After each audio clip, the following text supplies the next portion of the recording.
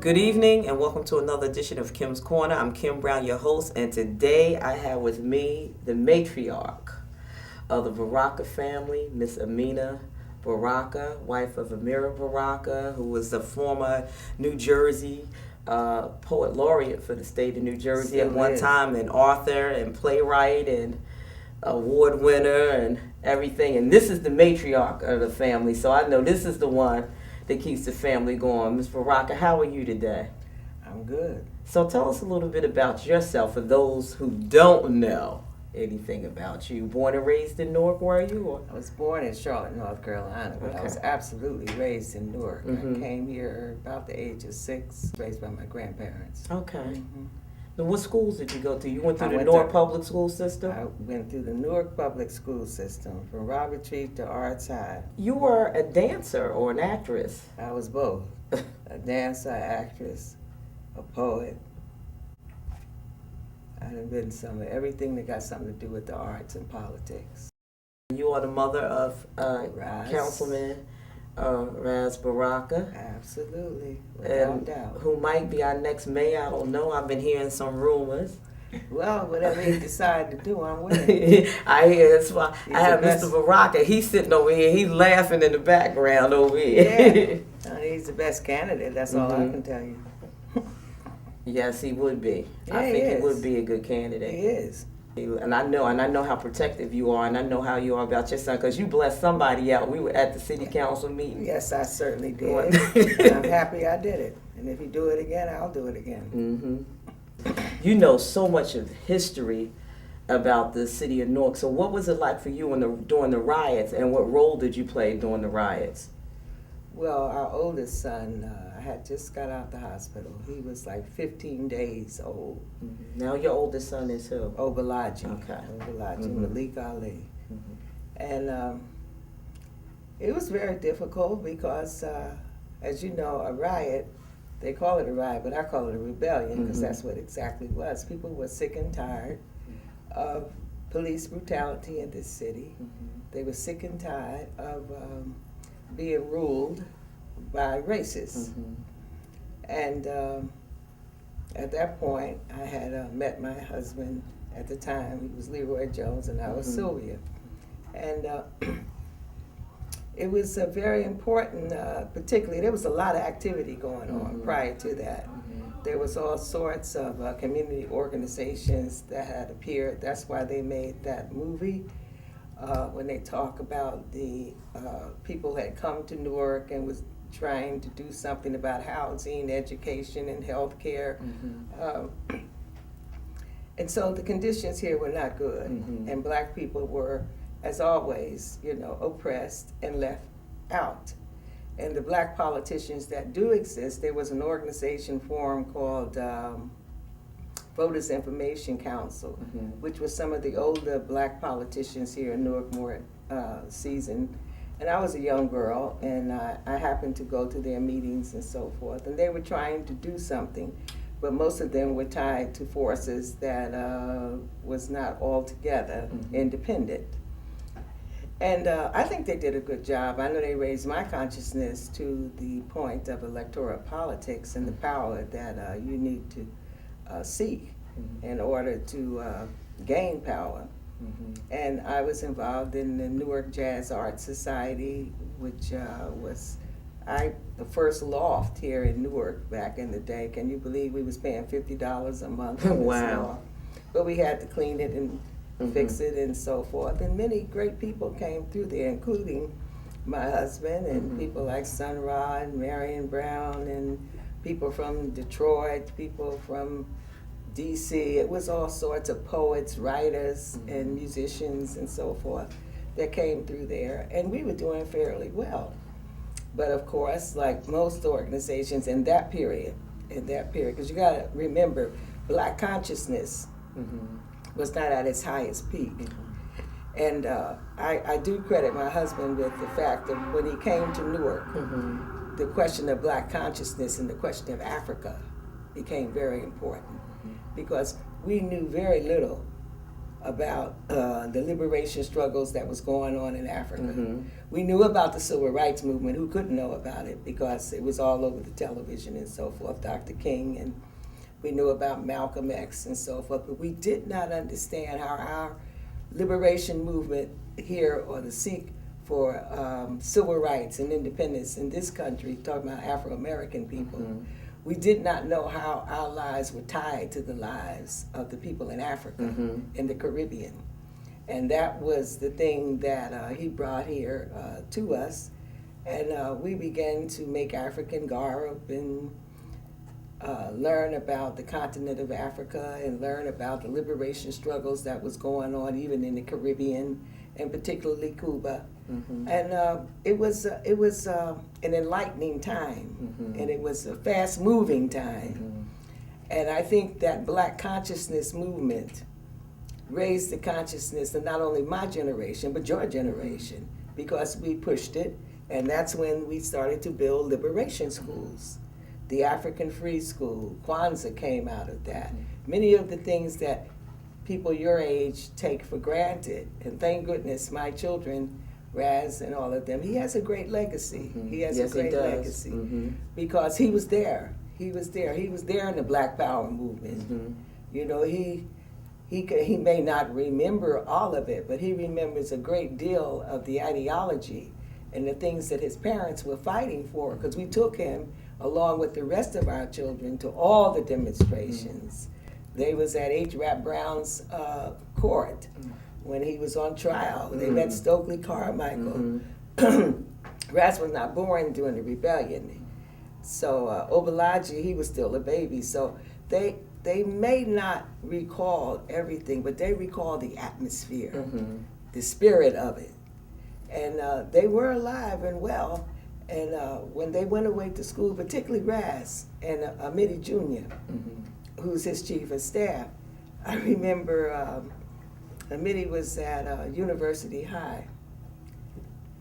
And I heard about an organization talking about they was going to shut down all the schools in Newark to teach multicultural studies. And come to find out, he was in charge of this movement. He and a few of his other friends, who happened, some of those people are part of Raz's staff at this moment. And they did an excellent job. They did an excellent job. They picketed, they shut down the schools, and they fought, and they won at least a consciousness of the other students who did not know. Mm-hmm. So I'm very proud of my children in that sense. Same thing with Raz. We hear that he's down at Howard, then took over the A building, he and Sister Soja and April Silva and all those people. And his father went down there to make sure that he didn't get killed down up in there, locked up. And so, I mean, I would like to say this and make it clear to everyone that we raised our children to be independent, but also to be conscious. And we raised them to understand they had a responsibility, and that it wasn't just about being a celebrity. It was about fighting for your people. And they understood that. Many times, They understand the cause. They understand what this is about. And you know, many people think that they were very privileged, because I would say they was underprivileged, because they never had an opportunity to have, in quotes, a family, because we were always out doing something. We was There was always a always struggle. out fighting, always out struggling for liberation. And why were we doing this as parents? Because we wanted our children. We wanted our children not to bear the burden that we had to bear. Now, question, you mentioned Martin Luther King. I heard that, did he come to your house? Yes, he did. Yes, Okay. he did. Yes, he did. I think it was a week or so, or maybe 2 weeks before He was assassinated. he was assassinated. What was that like, sitting down? Well, I didn't sit down with him. He came up the street with it was almost a parade of people, and my husband opened the door. Mitty opened the door, and he brought him upstairs on the second floor. I was cleaning up, so I don't know what they said to one another. I heard what they said, but Yes, he did. He was. It was very important for him to stop by because at that point, I mean, the rebellion had happened. We had pulled together and was part of the Black Liberation Movement, and Dr. King was trying to unite between what we would call the Civil Rights Movement and the Black Liberation Movement, because we were not interested in turning cheeks or doing any of that, because we thought like. At one point, Fred Douglass began to say, I don't know if we can win this thing without violence, so to speak. And he didn't mean violence, he mean without self-defense. Self-defense. See, Dr. King saw self-defense in another way. He saw self-defense as part of not just turning the other cheek, he fought back on another level. He fought back in terms of organizing, particularly church people, who some of them did not even agree with him, by the way. And he put his life on the line, his family's life on the line.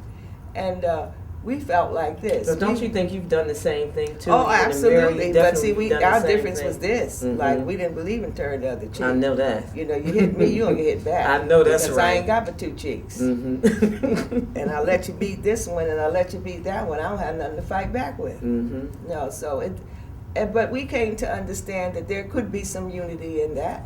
There could be some unity. What about Malcolm? Did he come to your house also? No, now my husband said he met Malcolm before we met, but I was my two oldest daughters. This is my second marriage. My first marriage, my two oldest daughters went to Clara Muhammad School. Okay, up there. So I was involved with the Nation of Islam for a very short period. I'll tell you something about people who are committed to changing this world. That is something, like people say, when you going to retire? You can't retire for that. It's always a struggle. It's always something. Every day. It's always a fight. Not in that fashion that you're talking about. In the fashion I'm talking about, if you're committed to something, there's no retirement until there's justice, when there's abolition of all forms of oppression, when there's no possibility of it anymore. You cannot stop. So there's not, people say, well, you're 70 now, you should go home and have a good time. How can I have a good time when children are getting shot down in the street every day? My son is taking up his charge, which was to do what I hoped he would do. I didn't tell him to do it, but I hoped he would do it. He did it. I'm not going to abandon my people, and I'm definitely not going to abandon my children. So there's no retirement here. There, you cannot retire, and you definitely not getting no pay. I know that's right. Except, I tell you, the pay that I do get is the love of the people. People seem to love the Baraka household. They seem to, and they treat us very well. Well, you guys have been a staple in the community since I remember, and I remember my mom, and I know she's been to your house, and back when you was Leroy Jones, and I remember when he first changed his name, so I remember that struggle, and I remember the things that were going on in Newark. But right now, we're going to take a break. I'm getting a word from my sponsor. We'll be right back with the Matriarch, Amina Baraka. Hey, better watch Kim Corner. Don't you touch that down.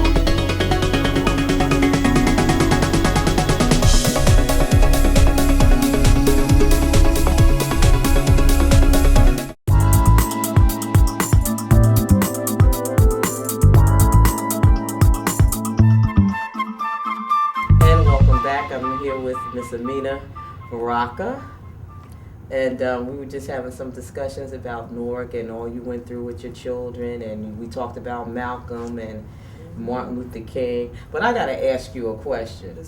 I heard something. There's something else I heard, and I want to ask you Did you smack Carl Sharif?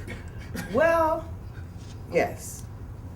But you have to deal, all history has to be taken during time, place, and conditions. Well, at that point, I think, he was the superintendent of schools.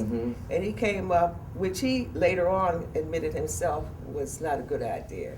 Back to basics, reading, writing, and arithmetic, which meant that he was doing away with all the cultural stuff like, shop.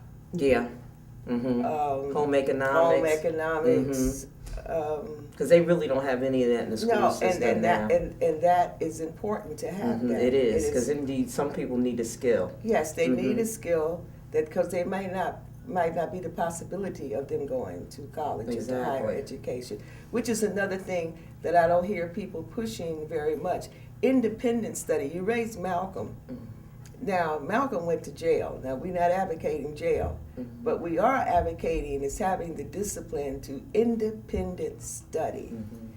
Malcolm was able to talk to the greatest intellectuals, white, black, and whatever, and he was able to stand his ground. And I wish that these kids would begin to select books about the history of this country, the history of slavery, and also the history of how our people got over. They need to study all our history, our culture, and so forth. Do you think that would give them a cultural awakening that they I need? think it would be. That's how I found out about things. I never went to a university. If it were not for me being involved in the Black Liberation Movement, there are many things that I would not know. Most things I would not know. But we were forced, given our time, place, and conditions, that we were forced to have to read these books. We were forced to have to participate in it as well. You have to do something, in other words. You just can't read, or you just can't do something without reading. Those two things go together. You have to know what you're doing, because you're going to make mistakes, but I tell you what, you're going to make real mistakes, unreparable mistakes, if you do not read and understand what the history of this country is and who you're dealing with. Honey, you're dealing with people who have nothing. It's about their careers. It's about exploitation. It's about getting what they can get from poor people and living like royalty. And that is not, and I can't do that. And I have not taught my children to do that. And I definitely see it. I see it in Minnie, I see it in Raz, I see that. Because you're going to have to pay for it sometime, because, people are not going to be oppressed forever. They're going to rise up sometime. What do you think? Do you think there's a new revolution that's getting ready to happen now because of the economic plight that we're in, especially as African Americans? I think poor people generally, but particularly Afro-Americans, for where we are in this country at this point, something's going to happen. And I do believe if people like the Tea Party and the Republican Party, the conservatives in there, if they don't get off the pot, somebody going to make them piss. And it's going to be us. Because you can't oppress people forever. You cannot do that. And there's no time in history where people were oppressed and survived, and the ruling class, whoever that ruling class may be at that given time, there's no time in history when people didn't fight There's back. always been an uprising. It's always going to happen. The best way to have peace is not to oppress and exploit. If you want peace, the only way you can get peace, do not exploit people, do not oppress them, give them the right to democracy, give them the rights that every human being should have. Otherwise, you're going to be in trouble, and it's going to be a fight. Cory Booker. What are your thoughts and opinions about Cory Booker? Well, I have nothing good to say about it, because I understand why people thought that he would bring a change to But Newark. I couldn't understand why they thought that. But Oh, well, I could understand it because the conditions that existed in Newark at that time especially the younger generation, who did not have any information as to how, like I said, we got over it with the black politicians that have been elected to office. And Corey came with a lie and a dream. He sold the people a dream that turned out to be a nightmare. What about somebody come here and want to live in a tent or pretend he's poor? Well, he didn't say he was poor. What he said, he wanted to feel out the people. He wanted to, like he just did with the darn food stamps. You know, now this is silly. For a week. This Negro don't know what a food stamp is, actually. And he goes there and buy, well, I'm only going by what the ledger said. The stuff the that star lie, as we call it. That's what it is. Because that's what it is. Corey is like a medicine man. You know how they come to town in the old cowboy movies and stuff with the wagon, the horse and wagon, and they sell you this and sell you that and tell you you'll get well if you drink this or drink that, and nothing happens. Corey, I believe, represents the corporate class. There's no doubt he represents them. I don't mind the things that he's done downtown Newark and bringing in restaurants and businesses. That's great. But what about where people live? Why is he trying to run out all the poor people? Why it's property taxes are going up? I mean, why is he stealing water? I mean, I just don't understand why you would steal water. And he wants to give that to them. He wants to give our water away. Now that's so low, it's hard to believe. Now, where do you see Newark, or where would you like to see Newark in the next 10 years? I like to see Ras as the mayor for one thing, because he could fix it.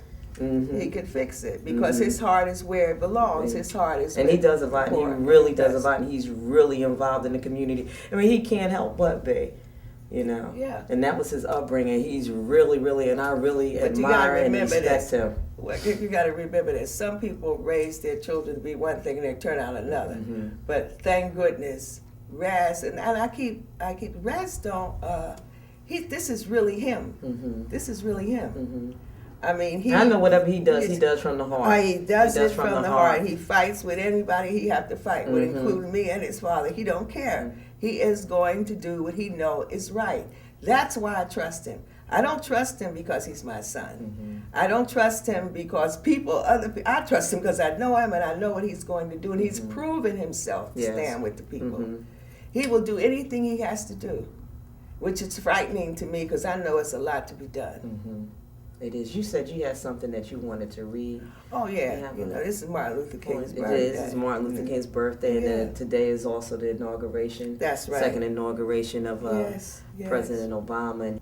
Yeah, I wanted to do this piece that I've never done before to Rosa Parks. Because when I think of Dr. King, I can't help but to think of Rosa Parks. Because we know if she hadn't decided, the garment worker had not decided. My mother was a garment worker.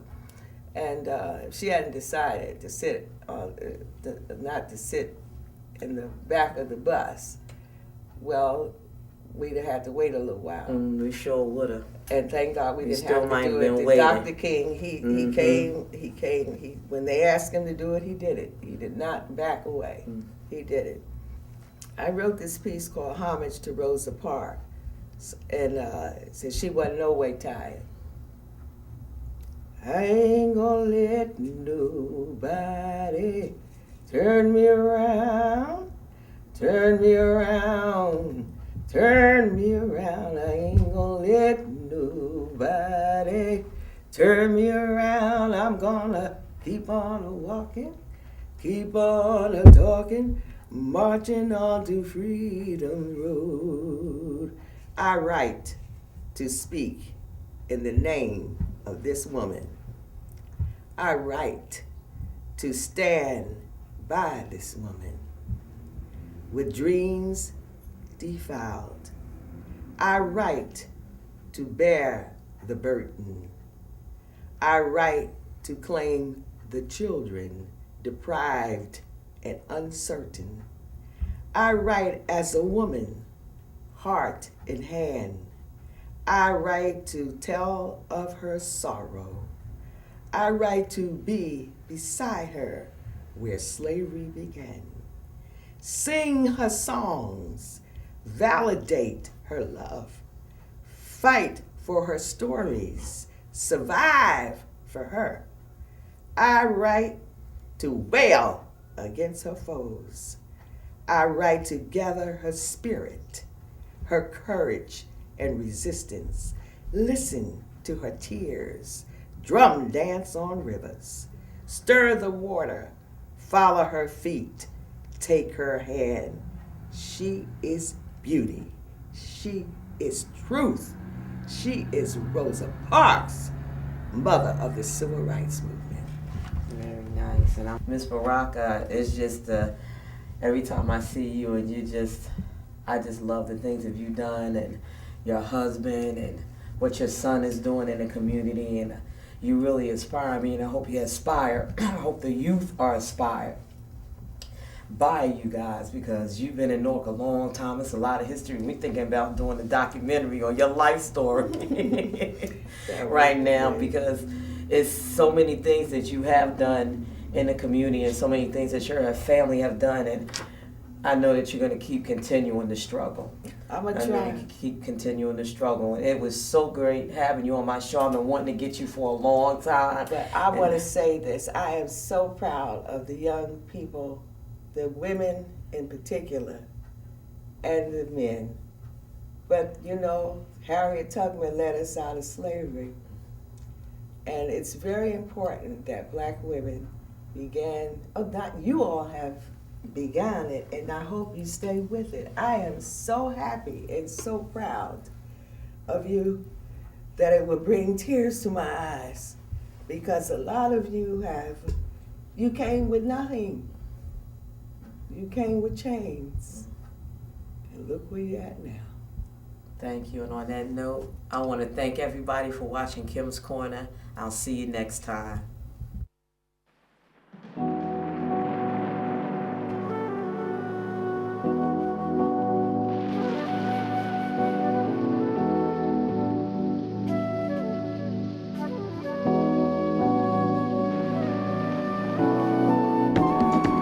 Fabulous.